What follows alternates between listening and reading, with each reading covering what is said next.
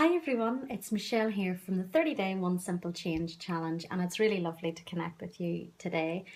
So today's video is really about living a more simpler life, and those of you who know me know that I am a big fan of decluttering, and whilst it can take some motivation to get started, and in the midst of it, it also can feel a bit overwhelming. Once you get to the point of, okay, I no longer need that in my life, and you get rid of it, you feel lighter. You automatically feel, you feel lighter. You feel really, really, really good.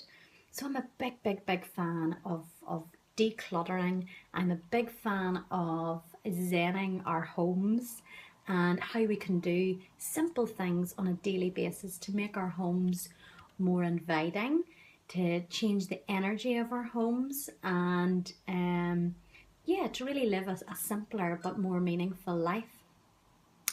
Here's my top tips. So one top tip that I grew up with, my mother does it every day, and now I do it every day, and it's a really positive thing to do. And that is, when you get up in the morning, you open your curtains or open your blinds and open the windows. It doesn't matter if it's rain, hail, sleet or snow.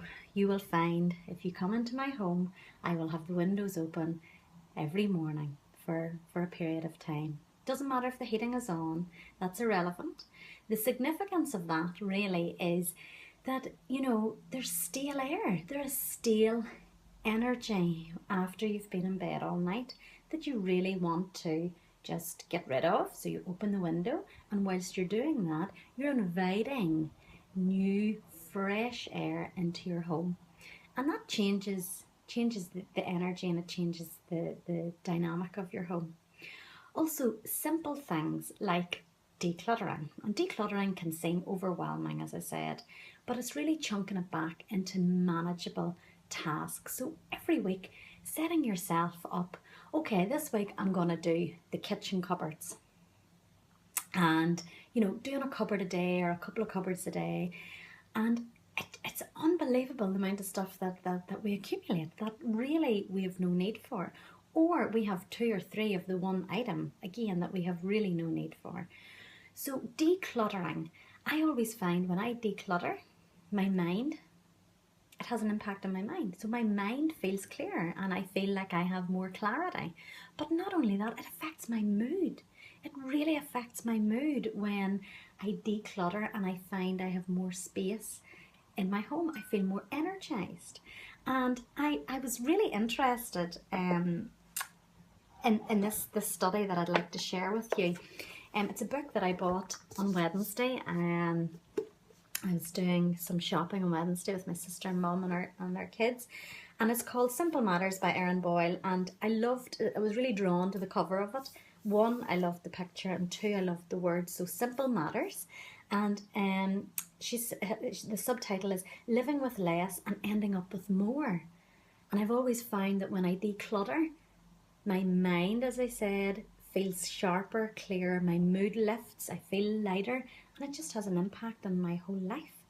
And I was reading this book this morning, and I wanted to share this with you because I find this fascinating, because I always talk about how if my home doesn't feel like it's in order, I feel a wee bit out of balance. And they've actually done some research on this, and so what I am feeling is actually very, very normal, and a lot of other people feel this too, but perhaps haven't identified that perhaps their home being messy or needing a good clean, or there's extra stuff hanging around. They're not actually realising that there is a significant link. So in the early 2000s, a team of researchers undertook a study which had never been done before, and they conducted research on 32 families in LA, and to gain insight into how American families function. And basically what they found was these homes were just brimmed to capacity with materialistic items.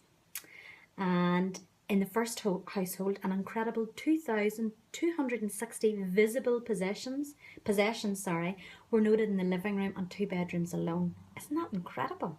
I was really flabbergasted by that. And that's not counting what was hidden behind cupboards and storage units, etc. But this is what really stood out for me out of the whole study, was that researchers reported that the visual busyness of hordes of objects can affect the basic enjoyment of the home. The study participants who identified their homes as being messy and cluttered experienced higher rates of depressed moods in the evenings based on cortisol measures taken over a few days. Isn't that fascinating? It really struck a chord with me. So I was so meant to buy this book. And, you know, cortisol, and in case you don't realise what cortisol is the stress hormone in the body.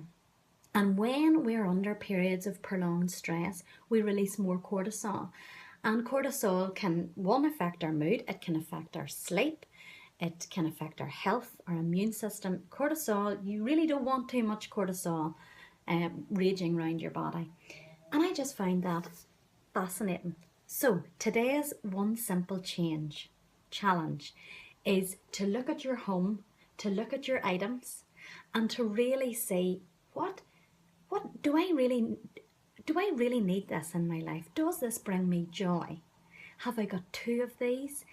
Is it worn? Does it need throughout? Could I give it away to a friend, a family member, or perhaps charity? Put it into a few different bin bags.